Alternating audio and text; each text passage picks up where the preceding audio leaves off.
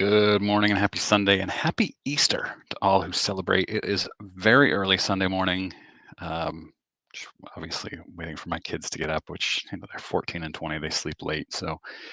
Uh, yeah, let's get started. This is my weekly Clearing the Bases episode where I just cover everything that well, ultimately I have too much every week to cover. And there are a lot of things that are just short, quick hit things that don't arise to the level of their own videos. So I put together this video and I just kind of cover them quickly one by one. Clearing the bases means clearing my browser tabs. Um, so let's jump in. I have a bunch to get through today. No major story. There was one major story. I'm going to cover it in my newsletter. We'll get to that in a little bit. Let's jump in here. I'm going to share my screen. And of course, as always now, Clearing the Bases is brought to you by Just Collect. Just Collect is led by Leighton Sheldon and is one of the top buyers of vintage cards and collections in the country. You can fill out their free appraisal form here on their website for a free offer, free assessment, or you can email Leighton directly at leighton@justcollect.com. I include the link to that in my description to this video. All right, let's jump in. I actually have something a little out of order here. So we're going to hope I've found the right place for it, and I probably haven't.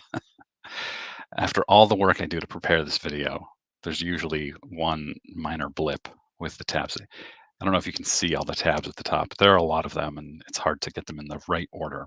All right, first of all, eBay adding a buyer's premium, 3% buyer's premium in the short to midterm, it says.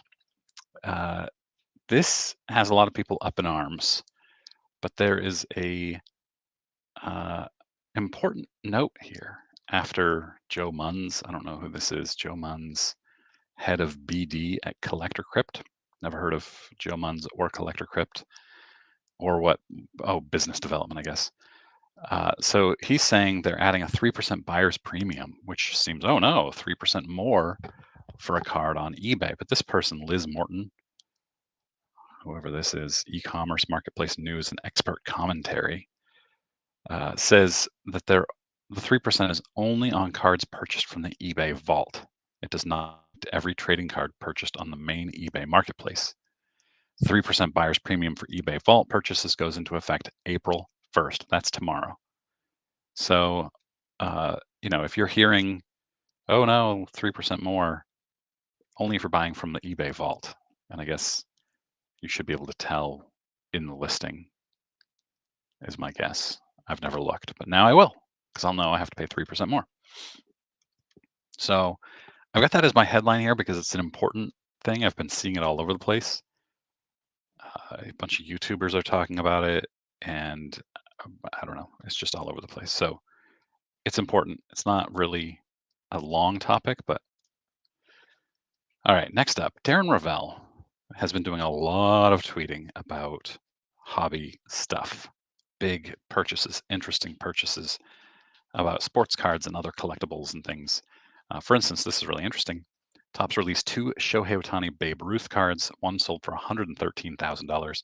A collector went to custom card maker Reclaim Customs and gave them a pack pulled Ohtani autograph and a PSA graded Ruth cut to make their own card. Cost less than $10,000. Is pack pulled really worth a 10x premium? Good question. Good question, Darren.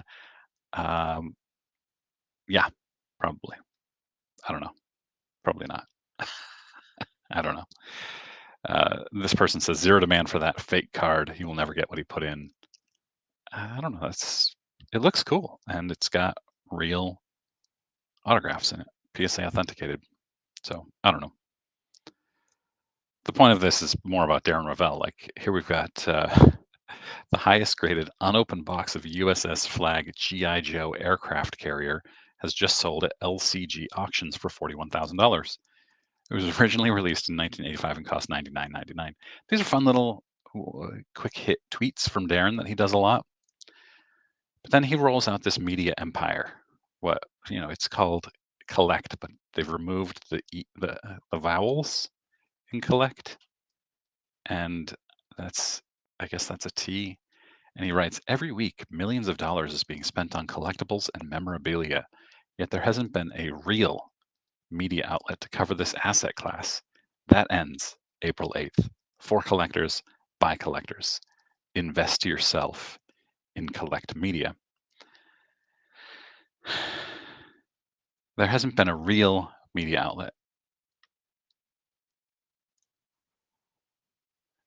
And then to roll out, every day they're doing little listicles, like it's BuzzFeed, of, uh, this is, if I were rolling out, I posted this on Twitter, if I were rolling out something and I was branding it a real media outlet and disparaging companies like Hobby News Daily and Sports Collectors Daily, uh, I would probably not announce it with listicles of collectibles. Now, I have had a private conversation with Will Stern, who is part of this group rolling out Collect. Will seems like a great guy, super smart, tons of experience in the hobby, and he assures me it's going to be much bigger than listicles. And I'll keep our chat private, but uh, I it could be big, could be good. I hope it is, but I don't think this is the way you roll out your new site. You're already creating enemies in the industry, and there are a lot of people who are friends with people who work for those other companies. This is that one that is out of place. We're going to move on, and we're going to find it. Let's let's once we find it, we'll move this where it belongs. All right. Uh, Vernon Maxwell, former NBA Finals MVP, I think, was that 80, 81, maybe? I don't remember. Signed an autograph or two autographs on a basketball and a baseball for some reason for Vinny, and was upset to find that Vinny was selling it. Vinny claimed he was a big fan. Uh, yeah, just Max. As a Celtics fan, obviously I listen to Max a lot. He used to be on WEEI a lot. I haven't listened to WEEI in many years, but he used to be a host on there. He's he's outspoken. I like Max, and so he's very upset. You can see he says, "This is disappointing to see because I just signed this yesterday for a fan," in quotes, and the fan turned around and is trying to sell it for $60. All right, Mario Alejandro. Topps Chrome Platinum Anniversary from 2023 has not yet been announced, but this card here is already on eBay. Nolan Jones, rookie auto numbered to 99. How does a product that hasn't even been announced yet, by the way, it's a 2023 product, now it's 2024, and Mario says that the 2022 was released 8 months into 2023. So how does this end up on eBay if the product hasn't even been announced yet? I think Topps has some backdooring issues here. All right, Filth Bomb Breaks tweeted out this cut signature of Ali McCove. I've talked about these weird, and Mario tweets out Ali McCove as he would. I've talked about these cut signatures where they try to fit a signature in and it doesn't fit and it looks terrible. So the person who bought this through Filth Bomb Breaks, and I'm not sure how they became aware of it, but they tweeted at Mario saying, "Hey, this is mine and I love it. Keep your negativity out of the hobby." Something to that effect. They were very upset at Mario. So Mario responds, "You love it so much that it's currently on eBay for $5,000 or best offer. Got it. Anyway, I'm glad you're happy. Enjoy your Ali McCove card." And he found it on eBay for $5,000, and he has the receipts right here. No, has the receipts right here. Yeah, and he shows this other McCovey is $81 or best offer with free shipping. with a full autograph.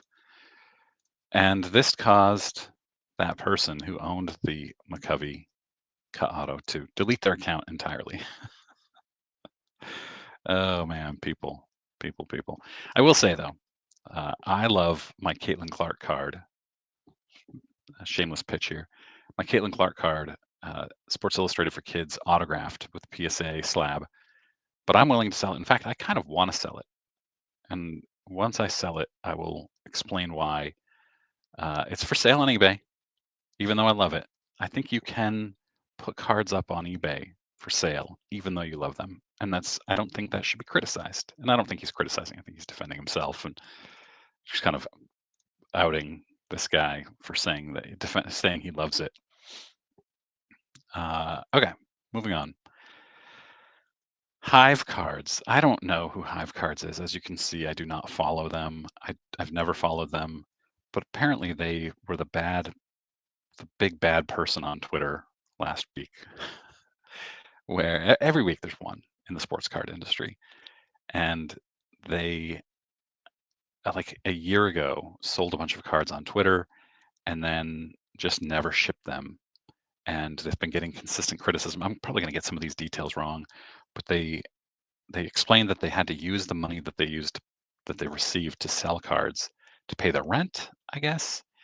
And then they said that they were ready to ship cards to people, but private messaged each of those people and asked them for $4 for shipping, even though they had agreed on a price to for the card and shipping a long time ago. So now they said they've come to an agreement to sell this account at Hive Cards for an amount that will allow me to cover the shipping costs of everyone. Uh, it's wild. It's just such a weird story. I don't know enough about it really. And these people, obviously, who are commenting are very upset. They were part of it. I wasn't, thankfully. This person explains he spent other people's money to pay his rent and he will ship your cards out he's been holding for months, but send him $4 so he can ship those cards. Oh, God. Another wild story this week. Dr. Sports Antagonist and something at Our Trading Cards got really defensive for some reason. And I don't know this person. I don't follow this person. Got really defensive about something and said, I am one of the largest influencers in the hobby, bruh. Don't confuse engagement with influence. My contact list in my phone would make you choke if you saw. You would take my calls right now. Next. And then Ashley at Junk Wax Queen says, who answers the phone anymore? Text me like a normal person. Yeah, good point. I mean, just imagine somebody, well, you don't have to imagine because they did it, but imagine, let's think of a sports card YouTuber, uh, Dustin, sports card dad. If he were to say this, what would you think of him? It's it's wild. All right, rumor is PSA is creating a photo match authentication division. I'm not into memorabilia, but I do follow memorabilia, big memorabilia sales, and photo match is the way to go. So it makes sense for PSA to create that. I'll be watching that closely.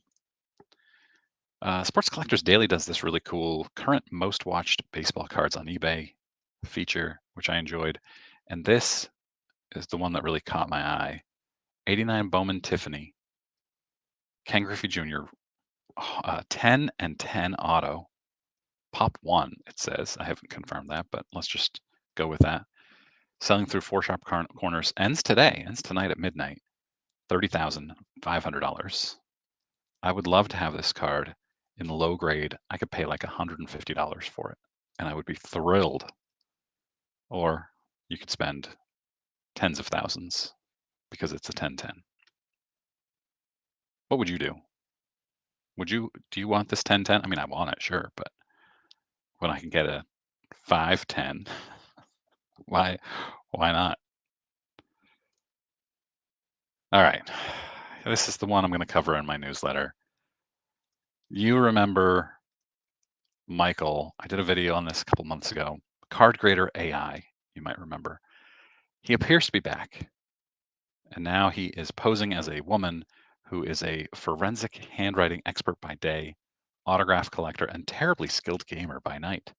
I also write things when the mood strikes, and has added to that occasional terror.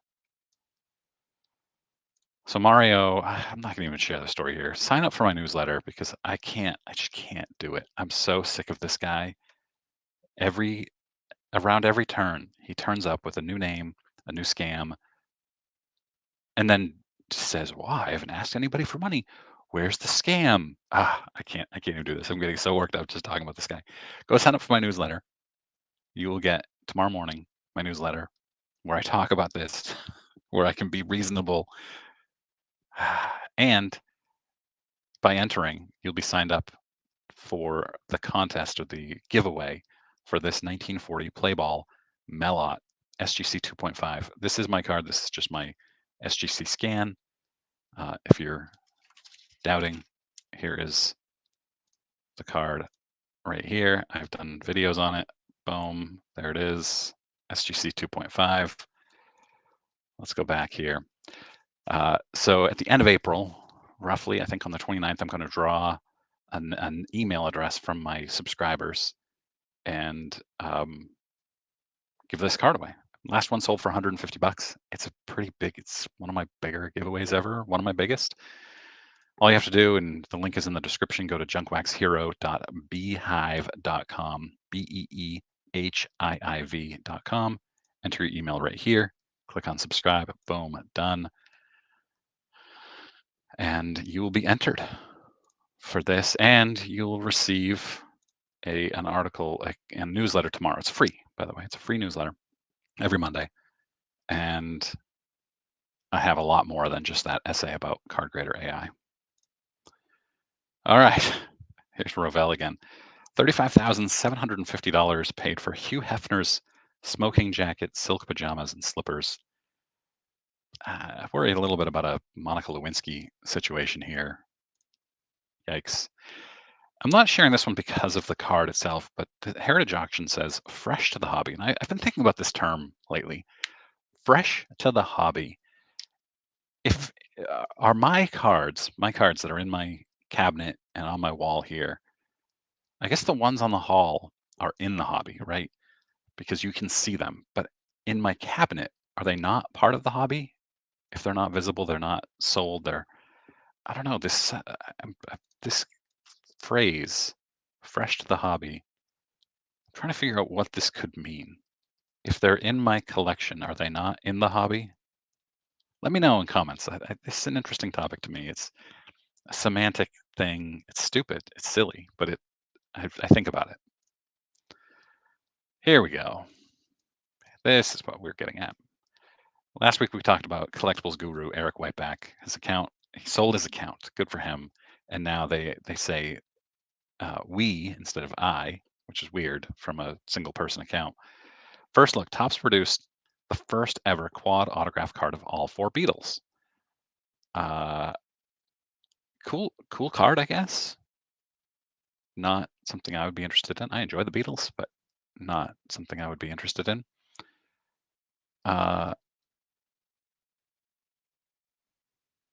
But Ryan Cracknell, who is Beckett hobby editor, big time collector, the first signature card with all four Beatles was this Famous Fabrics Inc., which I don't remember Famous Fabric Inks, but it was a legit company, and this was a legit one of one quad auto of the Beatles. And here's the card. Look how big that thing is. It's the size of my head.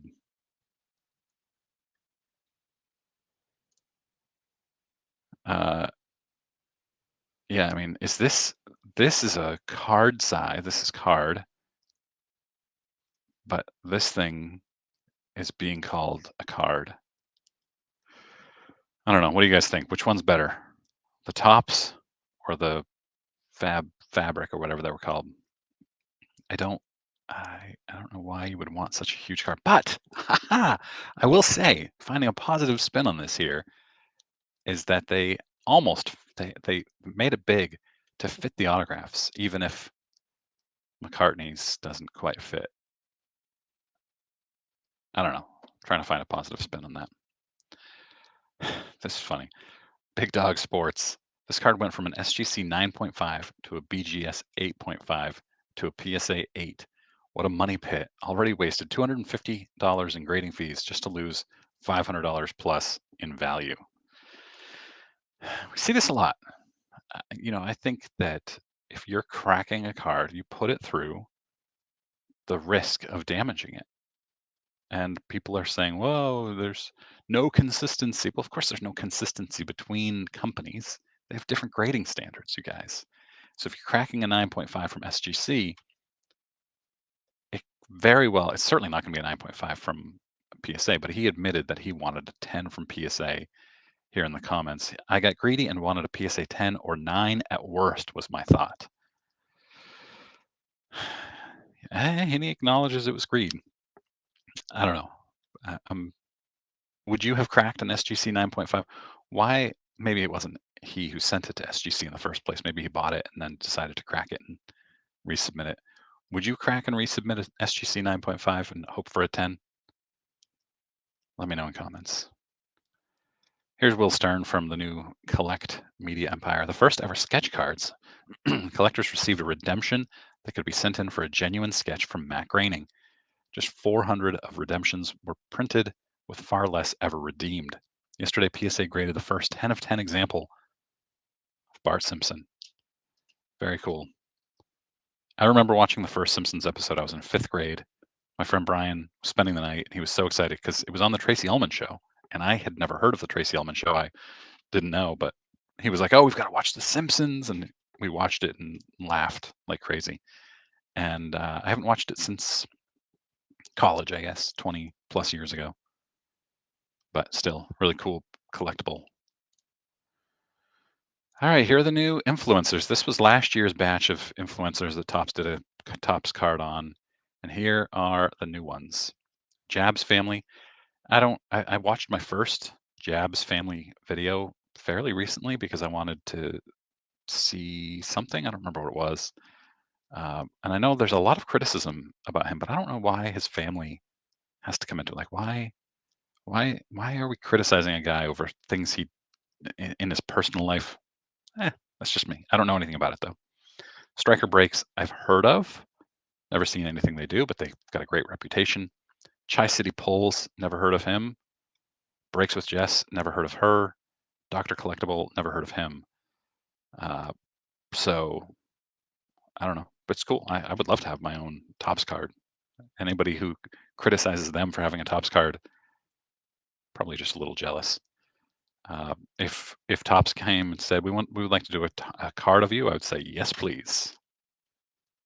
Love to have one. All right, breakout cards. Breakout did a great video on this, by the way. I mean, really great video on this terrible all-time iconic cards, baseball cards bracket, March slabness bracket they did, and none of these are even slabbed, so strange. It's really bad, you guys. Like the most iconic cards ever, like a Mike Piazza quad rookie. You should go watch Breakout Cards video on this when you're done watching this. It's really good. There's a Pete Alonso rookie from 2019 as one of the most iconic cards in here. Like what? I don't. Why? Why are we putting Pete Alonso, a 5-year-old card, in one of the most iconic? There are a lot of issues with this, by the way. You should go watch Breakout Cards list. The only criticism I have is that he says that I think if I remember correctly, he says that the 89 Bowman Ken Griffey Jr. is better than the 89 Topps, and I strongly disagree. 89 Bowman was wrong size, didn't fit into top loaders. Even Topps didn't like it because they moved them down to regular size cards in 1990. All right, this is weird. Like, how does one person get 3 numbered to 8 Victor Wembanyama rookie cards? Luck, breaks, total luck. And one of them came back as a 10.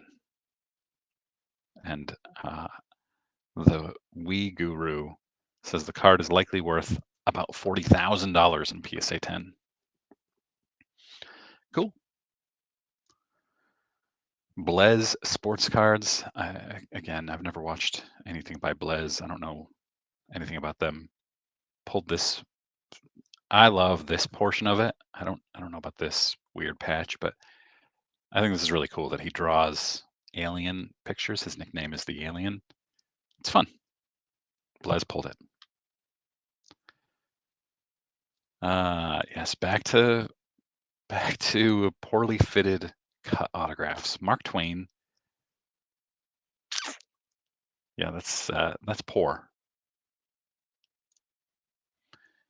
And then absolute nonsense from Topps. Victor Wembanyama Topps Now Autos live for a mere $2,250. Check this card out. It's a cool card. $2,250. It is an on-card autograph, and this person thinks it's ridiculous. And yet, if we go to, oops, I've got this out of order too. Topps website, they sold out immediately. They sold out within like an hour. So you might think it's ridiculous, but they sold out almost 200 of them within almost no time. So the market doesn't think it's ridiculous. I also would not be interested in buying that. Heritage sold this 1969 Topps Nolan Ryan. This is Ryan's second year card, and a PSA 10 Pop 3 for $180,000. Amazing. And then this, they also, Heritage puts out the consigner of this 1952 Topps mantle pulled it from a pack as a kid, but he preferred the 48 to 50 Bowman sets, so he cut all of his cards down to that size. This is so amazing. I love these old stories where they were just toys for kids. They weren't valuable assets. They weren't collectibles. 1950 Bowman mantle, 1952 Topps sold for $5,520. Amazing. Consigner purchased a box full of hundreds of vintage postcards from an estate sale for $400, and it contained these 8 postcards from the rare 1914 Lawrence Seaman issue. Maybe I'm pronouncing that wrong. I don't know. The collection sold over the weekend for $50,370. Imagine buying some postcards for $400, grading them, and then selling them for 50 grand. Good for this dude. I remember as a kid playing Castlevania. Did I cover this last week? I don't remember now. I played Castlevania at my friend Brian's house. I'm saying Brian, who spent the night. We watched Simpsons together. It all comes full circle, right? Sold for $90,000. Only 32 graded copies of this game in the Wada Pop Report. It has a hang tab, which means it's a first production copy. Can't see the hang tab here. He didn't include a photo of that. Only 3 of the 32 are first production. So it sold for $90,000. Castlevania was a blast. What a great game. All right, Daniel Ginsberg says, I found this card last weekend at a card show in a dime box. I'm eventually going to get it graded, and then asks who he should use. He says it's off-centered, has a small bend, small scratch. I'm thinking BGS, and a lot of people laughed at him. A lot of people thought it was hilarious. Why would you grade this Alex Gordon rookie card? Well, it's because, again, comes full circle. Here I am, less of a beard at that time. The rare baseball card Topps didn't want you to have. They had to scrap the card, and a very, very small number of them got out. If I remember correctly, it was in like the Missouri area, Kansas City area, where obviously Alex Gordon was, but maybe I'm mistaken. So it's actually raw worth a couple $1,000s, or maybe it's worth a couple thousand graded. I don't remember. And there are some of them that say 2010 on the back because they were reprinted a few years later. This is not a reprint. but he should get it graded. All right, Will Stern again. Prior to last week, there have been less than 10.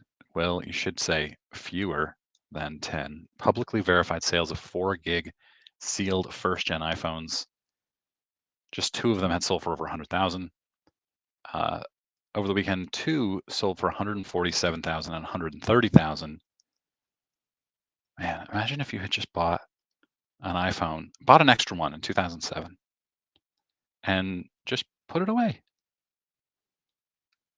Obviously, not very many people were that smart. All right, my subscriber Will emailed me this last night or yesterday. This is a scrapbook with 53 tops. Jackie, Mickey Mantle. Oh, that's not how this works. Bob Feller. You got some big names in here. Ended up selling for $22,001. So as Chris would say, get out your change purse for that last dollar. It's not really change, but I always think of Chris when I see something like that. And speaking of Chris, by the way, I'll be on his channel in April, at least once, hopefully more than once. $22,000 for this scrapbook. Somebody obviously hopes that they can get these out cleanly, grade them with PSA, and sell them, is my guess. I would actually keep one of the Jackies and the mantle if I were able to do this. And that's it, you guys. Thanks very much for watching. Make sure you subscribe to my newsletter and be entered for the Mel Ott card. Again, link is in description. Thanks very much for watching. Happy Easter.